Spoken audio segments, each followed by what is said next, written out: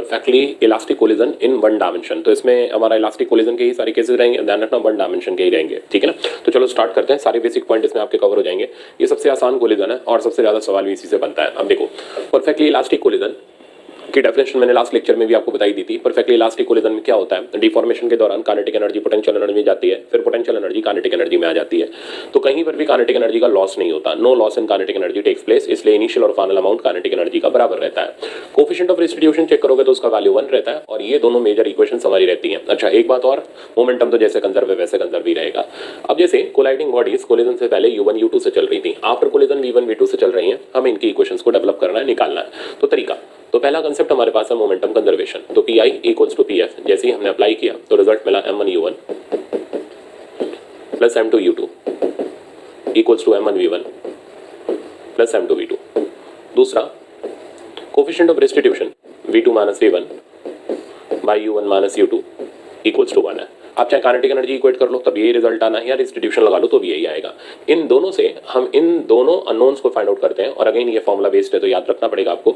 तो जैसे मैंने बताया था इन इलास्टिक वाला फॉर्मूला, ठीक है ना, v1 का फॉर्मूला हम लोगों ने दिया था, 1 में सब्ट्रैक्शन था, 2 में एडिशन था। आप उस फॉर्मूले में e की जगह 1 डाल के भी काम चला सकते हो। तो रिजल्ट मिलेगा हमें m1 minus m2 into u1 plus twice of m2 u2, मतलब ये आपको रटा हुआ रहना चाहिए, ध्यान रखना इसको, divided by m1 plus m2। ये हो गया परफेक्टली इलास्टिक कोलिजन के बाद पहले वाले ऑब्जेक्ट का फाइनल वेलोसिटी। अब हम आते हैं v2 पर। v2 अब हम लिखेंगे तो 2 में सब्ट्रैक्शन होगा, 1 में डबल हो जाएगा, तो twice of m1 u1 plus m2 minus m1 into u2 by में m1 प्लस m2। ठीक, और जैसा मैंने बताया कोई काइनेटिक एनर्जी होती नहीं लॉस, तो लॉस इन काइनेटिक एनर्जी देखोगे तो लॉस इन काइनेटिक एनर्जी का वैल्यू हमारे पास 0 के बराबर हो जाएगा। तो ये हमारा बेसिक परफेक्टली इलास्टिक कोलिजन के फाइनल रिजल्ट्स हैं। अच्छा बट इसमें कुछ स्टैंडर्ड केसेस हैं जिनको हम एक बार रिवाइज कर लें, ये जनरली सबको पता होते हैं बट ठीक है मेरा काम बताना है इसलिए मैं सारे केसेस आपको वापस से बता रहा हूँ। तो special cases of head on elastic collision, if projectile and target, तो प्रोजेक्टाइल हो गई ये और टारगेट हो गया ये, ठीक है ना। प्रोजेक्टाइल मतलब जिसको प्रोजेक्ट किया गया, टारगेट मतलब जिसकी तरफ प्रोजेक्ट किया गया। तो if projectile and target are of same mass, तो जब मासेस सेम होते हैं, तो मासेस सेम होते हैं तो ये बेसिक प्रॉपर्टी है इनकी वेलोसिटी एक्सचेंज हो जाती है। तो मैं यहीं पर मेंशन कर दे रहा हूँ, वेलोसिटी गेट्स एक्सचेंज्ड, मीनिंग भी यहीं पर बता रहा हूं।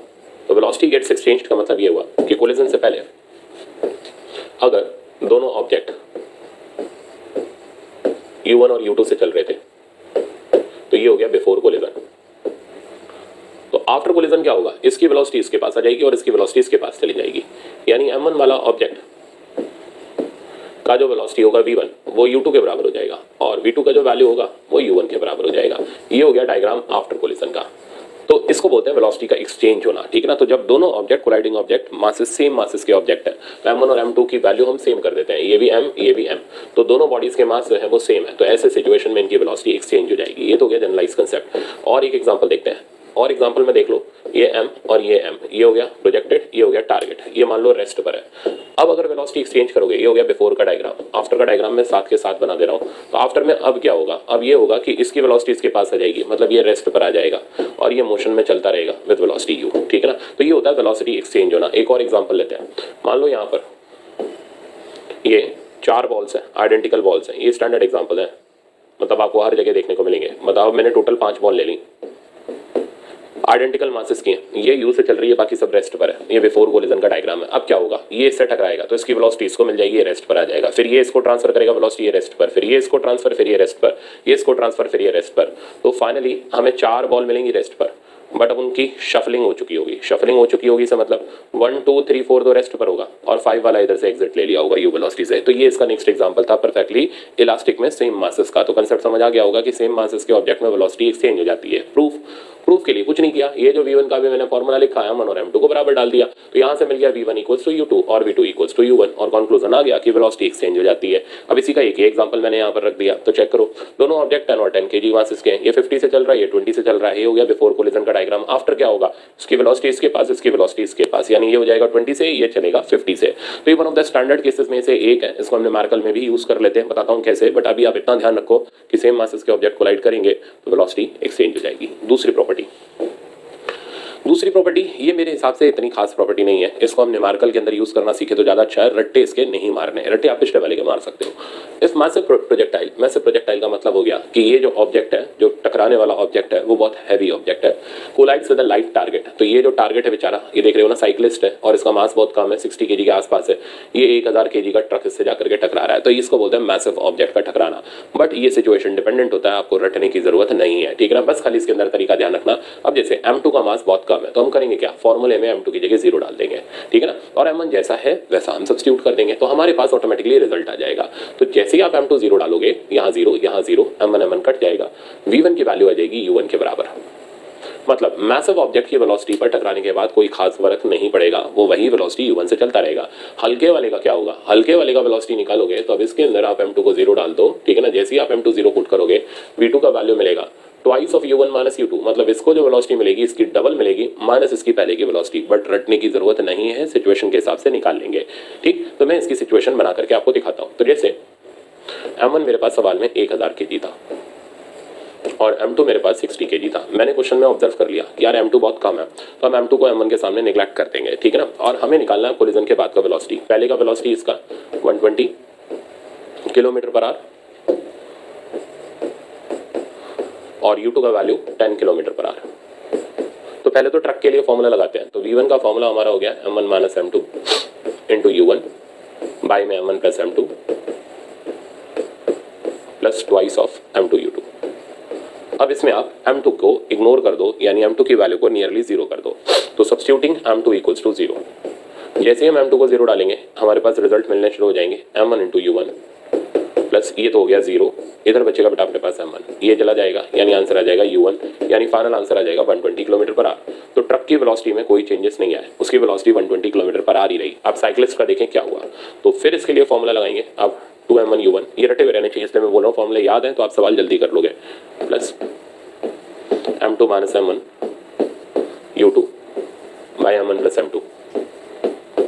इसमें भी हम M2 को 0 डाल दे रहे हैं क्योंकि M2 का मास M1 के सामने बहुत कम है, तो M2 0 डालते ही फर्स्ट टर्म में तो कोई चेंजेस नहीं आएंगे, ये तो वही रहेगा 2M1 U1, यहाँ पर बचेगा minus M1 U2 divided by, ठीक है ना। अब आप यहाँ पर M2 को 0 डाल दो तो नीचे आ जाएगा M1, देखना बेटा M1 क्वेश्चन से कट जाएगा, रिजल्ट आ जाएगा twice of U1 minus U2। अब हो गया ना प्रूफ पूरा। अब ट्वाइस ऑफ U1 हो गया ट्वाइस ऑफ 120 माइनस 10, 120 का ट्वाइस हो गया 240 माइनस 10, यानी ये साइक्लिस्ट तो भाई अंधाधुंध रफ्तार से चल गया, ये तो बुलेट बन गया। 230 km/h की स्पीड से ये चलना शुरू हुआ। ऐसा प्रैक्टिकली नहीं होता, ये ध्यान रखना कि पता चले कोई साइक्लिस्ट ट्रक के सामने आ गया और उसे घर जाने की जल्दी है तो ट्रक की डबल वेलोसिटी उसमें ट्रांसफर हो गई, ठीक है ना, ऐसा प्रैक्टिकली नहीं होगा, मरमरा जाएगा बेचारा। ये तो हमने परफेक्टली इलास्टिक ले रखा है, कोई इसमें एनर्जी का लॉस नहीं ले रखा, डिफॉर्मेशन और रिफॉर्मेशन बराबर हो रखा है। तो ये आइडियल केसेज है, इसको प्रैक्टिकल लाइफ में लेने की जरूरत नहीं है, बस खाली आप थ्योरेटिकली इसके कंसेप्ट को देखो। अब क्या करते हैं, अब आते हैं इसके अगले प्रॉपर्टी पर। अब ये अगला प्रॉपर्टी भी सिचुएशन डिपेंडेंट है, ठीक है ना। जैसे आप यहाँ पर देख रहे हो, इफ लाइट पार्टिकल, अभी हैवी पार्टिकल टकरा रहा था, अब हल्का पार्टिकल टकरा रहा है हैवी टारगेट से, तो यहाँ पर M1 मास का ये पार्टिकल दीवार से टकरा रहा है, दीवार का मास 100 kg है, ऑब्जेक्ट का मास 50 ग्राम है। अब क्या करना चाहिए, ऑब्जेक्ट के मास को हम निगलेक्ट कर देंगे। वैसे तो दीवार नहीं चलती पर यहाँ चल रही है, इसलिए बोल रहा हूँ सिचुएशन डिपेंडेंट है, देख के हमें लगाना पड़ेगा सवाल। जैसे इस सवाल के लिए लगाओगे तो M1 की वैल्यू हम 0 डाल रहे हैं, M2 की जगह हम 100 डाल देंगे, U1 हमारे पास 30 मीटर पर सेकेंड है एंड U2 का वैल्यू मेरे पास 2 मीटर पर सेकेंड है। अब मैं V1 निकालने में इंटरेस्टेड हूँ, तो मैंने V1 का फॉर्मूला चलाया। V1 का फॉर्मूला हो गया M1 minus M2 into U1 plus twice of M2 U2 divided by M1 plus M2। अब इसमें मैंने M1 की जगह 0 डाल दिया, M1 की जगह 0 डाल दिया तो ऊपर बचा M2 U1 plus 2M2 U2, नीचे भी M1 की जगह 0 डाल दिया, M2 कट गया, आंसर में बचा माइनस U1 प्लस 2 U2। अब वैल्यू डालने की बारी है, माइनस U1 की जगह बेटा हमने डाला 30 प्लस 2 U2 की जगह मेरे पास आ गया 4, आंसर आया माइनस 26, जहाँ माइनस ये सिग्निफाई कर रहा है कि अब इस बुलेट की वेलोसिटी आगे की जगह पीछे हो जाएगी। तो माइनस 26 आने का मतलब इसका डायरेक्शन रिवर्स हो चुका है, तो ये बुलेट पीछे की तरफ टकरा करके, यहाँ प्रोजेक्टाइल पीछे की तरफ टकरा करके वापस आ चुकी है। ये तो हो गया V1 का वैल्यू। अब V2 निकालने के लिए V2 का फॉर्मूला लगाते हैं, ये हो गया twice of M1 U1 plus M2 minus M1 into U2 by में M1 प्लस M2। फिर से हम इसमें M1 की जगह 0 डाल दे रहे हैं, तो V2 की वैल्यू हो गई, M1 की जगह 0 डालने पर ये 0 हो गया, प्लस M2 U2 हो गया, ये 0 डालने पर इधर M2 हो गया, और ये यहाँ से कट के u2 हो गया। मतलब बॉल की वेलोसिटी पर कोई फर्क नहीं पड़ा, वो एज इट इज वही रही 2 मीटर पर सेकंड। बस क्या हुआ, इस बॉल की वेलोसिटी पीछे की तरफ हो गई और उसमें से ये बॉल की वेलोसिटी सब्ट्रैक्ट हो गई -30 + 4, बट रटने की जरूरत नहीं है, ऐसे तरीका आपको लगाना आना चाहिए। तो ये था collision of light particle with mass of object. अब इसी चीज में अगर हम बॉल की वेलोसिटी को 0 कर दें, यानी इसे 0 कर दें, तो फिर ये आएगा टकरा करके पीछे रिफ्लेक्ट हो जाएगा। तो रिफ्लेक्शन हो जाएगा सिंपल केस का, मतलब 30 से आया 30 से पीछे चला गया। तो अगर हम यहाँ पर u2 0 कर दें, that is target at rest, तो v1 की वैल्यू -u1 मिल गया ना, and v2 is equal to 0, that is ball rebound with same speed in opposite direction when it collides with stationary and very massive ball. तो ये भी standard cases में से एक हो गया हमारे पास। अब आते हैं हम अगले केस पर, kinetic energy transfer during head on elastic collision. देखो इसका फॉर्मूला भी बड़ा जरूरी है, इससे भी हमारे डायरेक्ट कंसेप्चुअल उठ जाते हैं। अब सीन ये है कि हमारे पास ये एक प्रोजेक्टाइल है जो चल रही थी u1 वेलोसिटी से टुवर्ड्स स्टेशनरी। ध्यान रखना मैंने इसे रेस्ट पर लिया है, तब जाकर के ये रिजल्ट्स वैलिड हुए हैं जो मैं आगे आपको दिखाने जा रहा हूं। अब टकराने के बाद ये v1 से चला और ये v2 से चला, तो हम ये जानना चाह रहे हैं 1 वाले की कितनी काइनेटिक एनर्जी 2 में इस प्रोसेस में ट्रांसफर हुई। तो ट्रांसफर ऑफ काइनेटिक एनर्जी निकालना चाह रहे हैं। तो इस ट्रांसफर को निकालने के लिए हमने 1 की इनिशियल काइनेटिक एनर्जी ली, 1 की फाइनल काइनेटिक एनर्जी ली, इसका डिफरेंस ले लिया, क्योंकि जो डिफरेंस होगा वही दूसरे के अंदर ट्रांसफर होगा। तो half m1 u1 square minus half m1 v1 square, m1 common हो गया, बचा हमारे पास u1 square minus v1 square. अब आगे की कहानी सुनना, इसके अंदर हमने v1 का वो बड़ा वाला फॉर्मूला सब्स्टिट्यूट कर दिया। सब्स्टिट्यूट करने के बाद ये फाइनल रिजल्ट आया, इसको आप बोर्ड के पी जाओ, ये मोस्ट इंपॉर्टेंट रिजल्ट है। तो ये हो गया fractional transfer of kinetic energy या fractional change in kinetic energy of first object बोल सकते हो। तो फ्रैक्शनल ट्रांसफर, तो या फिर प्रोजेक्टेड पार्टिकल का कितना फ्रैक्शन काइनेटिक एनर्जी का ट्रांसफर हुआ, तो ये this is for projected particle. तो प्रोजेक्टेड का कितना फ्रैक्शन ट्रांसफर हुआ,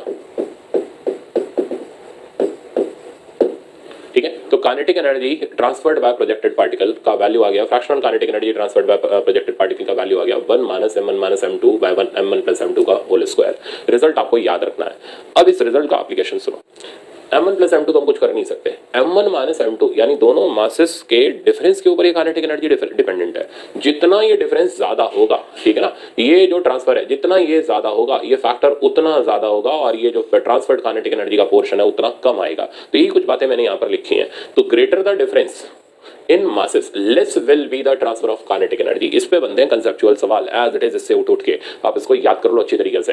transfer of kinetic energy will be maximum, तो ट्रांसफर मैक्सिमम तब होगा जब मासेस का जो डिफरेंस होगा वो कम से कम होगा, और वो तब होगा जब दोनों मासेस बराबर होंगे। When difference in mass is minimum, that is m1 - m2 0, m1 = m2, और ये जो ट्रांसफर आया ये 100% कहलाएगा। तो कभी कोई पूछे ट्रांसफर इन काइनेटिक एनर्जी 100% कब होगा, तो जवाब होगा दोनों मासेस जब बराबर होंगे। अच्छा, अब एक और केस, अगर m2 की वैल्यू n टाइम्स m1 हो जाए, ऐसा भी कई बार दे देते हैं, तो रिजल्ट हमारा मिलेगा, इसमें कुछ नहीं करना, बस m2 की जगह n m1 डालेंगे। ये याद नहीं करना, ये आप डायरेक्ट अपना प्रूफ भी कर सकते हो अगर आपको ये रिजल्ट याद है तो ये हो जाएगा अब ट्रांसफर्ड काइनेटिक एनर्जी का वैल्यू। अब काइनेटिक एनर्जी रिटेन्ड इतनी तो ट्रांसफर हो गई, भाई अपने पास कितनी बचा करके रखी, वो निकालने का तरीका 1 में से माइनस कर दो। जैसे ही आप इस रिजल्ट को 1 में से माइनस करेंगे तो बचेगा m1 - m2 bye m1 + m2 का होल स्क्वायर। तो ये हो गया हमारे पास काइनेटिक एनर्जी रिटेन्ड का फॉर्मूला। बट मैं बोल रहा हूं बस खाली एक ही फॉर्मूला आप तैयार करके रखो, कितना ट्रांसफर हुआ, रिटेन तो 1 माइनस करके हमारे पास आ जाएगा। अब आगे बढ़ते हैं इसी पे बेस्ड ये सवाल है, a moving mass of 8 kg collides elastically with stationary mass of 2 kg। तो ये हमारे पास 8 kg का मास था जो मूव कर रहा था, और 2 kg के मास जो कि रेस्ट पर था उससे टकराया। If E be the initial kinetic energy of the mass, तो इस मास की इनिशियल काइनेटिक एनर्जी वो आपको E दे रखी है, तो E का वैल्यू हो गया ½ × 8 × u1 स्क्वायर। ये फर्स्ट इक्वेशन आ गई। Kinetic energy left with it after collision will be, तो कितनी काइनेटिक एनर्जी इसने रिटेन करी हमें वो पता करना है। तो डेल्टा के डायरेक्ट लगा लेते हैं, बाय के रिटेन्ड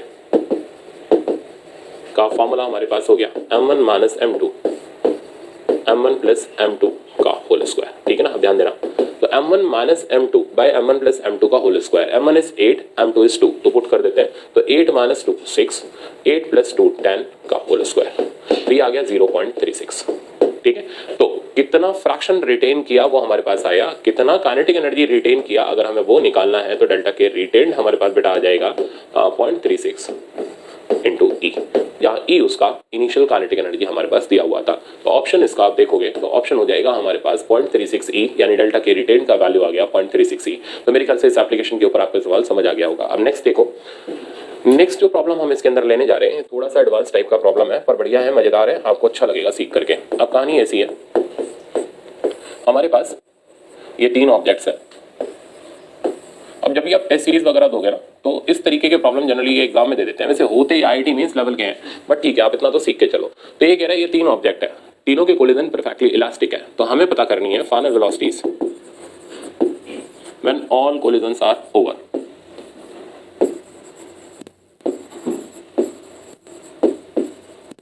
अब ये बड़े पेशेंस का काम है, आपको क्या करना है, स्टेप बाय स्टेप एक एक कोलिजन को देखते चलना है। तो 1 और 2, तो पहले 1 और 2 का सिचुएशन समझते हैं। 1 और 2 में हमने ये नोटिस किया कि दोनों के मासेस सेम है, तो ये तो हो गया बिफोर। तो भाई हमें फॉर्मूला चलाने की जरूरत नहीं है, आफ्टर में हम सीधे वेलोसिटी को एक्सचेंज कर देंगे, इसकी वेलोसिटी इसको और इसकी वेलोसिटी इसको, और ये हो जाएगा हमारा रेस्ट पर, और ये चला जाएगा यू वेलोसिटी से। तो पहले कोलिजन के बाद इसके पास यू की वेलोसिटी आ गई, ये रेस्ट पर रह गया, और हमारा डायग्राम फर्स्ट कोलिजन के बाद ये बचा, ये रेस्ट पर आ गया, ये पहले से ही रेस्ट पर था। तो this is the final diagram after collision of 1 और 2। अब हम आते हैं सेकंड कोलिजन पर, ये हो गया फर्स्ट कोलिजन। सेकंड कोलिजन हम कराने जा रहे हैं second ball and third ball के बीच का। अब इसको अलग से डिस्कस करते हैं, फिर इसका फाइनल डायग्राम देंगे, ठीक है। तो अब ये m मास का ऑब्जेक्ट यू वेलोसिटी से इधर चल रहा है, ये 2m मास के ऑब्जेक्ट से टकराने वाला है जो कि रेस्ट पर है, ये हो गया बिफोर कोलिजन। अब आपको फॉर्मूला चलाना ही पड़ेगा क्योंकि कोई प्रॉपर्टी काम नहीं करेगी, तो फॉर्मूला ऐसे चलाएंगे, m1 का वैल्यू m, ये लिख लो, इससे क्या होता है ना, फायदा रहता है। m2 का वैल्यू 2m, u1 का वैल्यू u एंड u2 का वैल्यू 0। अब हम पहले b1 की वैल्यू निकाल रहे हैं, मैं इधर निकाल रहा हूँ। तो b1 फॉर्मूला लगाया m1 minus m2 into u1 plus 2m2 u2 by m1 plus m2। अब जरा एक बात गौर करो, चलो b2 भी, चलो हाँ ठीक है पहले देख ही लेते हैं। इसमें एक बात ये गौर करो कि दूसरा ऑब्जेक्ट रेस्ट पर है, तो हमें u2 का डाटा नेसेसरी लेने की जरूरत नहीं है, ये u2 वाला पार्ट यहाँ पर 0 हो जाएगा, ठीक है ना। तो हमारा रिजल्ट बड़ा आसान सा बचेगा। अब b1 कैलकुलेट करो पूरा प्रॉपर डाटा डाल के, m1 की जगह आ गया m minus 2m into u1 की जगह बेटा हमारे पास आ गया u divided by m plus 2m यानी 3m, आंसर आ गया माइनस u बाई 3। तो पहले बॉल की वेलोसिटी यानी इस बॉल की वेलोसिटी कोलिजन के बाद पीछे की तरफ बची u बाई 3 बची। अब हम आ जाते हैं v2 पर। अब v2 निकालने के आपके पास 2 रास्ते हैं, या तो फॉर्मूला चलाओ, नहीं तो सेपरेशन अप्रोच की वेलोसिटी को रिलेटिव वेलोसिटी को बराबर करके भी निकाल सकते हो, चॉइस आपकी जैसे चाहिए वैसे कर लो। तो मैं बोलूंगा कि सेपरेशन अप्रोच की वेलोसिटी बराबर कर लो, हमारे लिए ज्यादा आसान पड़ेगा। तो v2 माइनस v1 सेपरेशन हो गया, u1 माइनस u2 अप्रोच हो गया, इससे हमारा आंसर जल्दी आ जाएगा, ठीक है ना। तो ये हम सेकंड ऑब्जेक्ट की वेलोसिटी निकालने के ऊपर स्मार्ट वर्क कर रहा है। तो v2 हमें निकालना है, v1 हमने निकाल लिया, ये हो गया plus u by 3, u1 u था, u2 0 था, यहाँ से बेटा v2 की वैल्यू आ गई, इसको इधर ले जाएंगे आप तो ये बनेगा 2u बाई 3।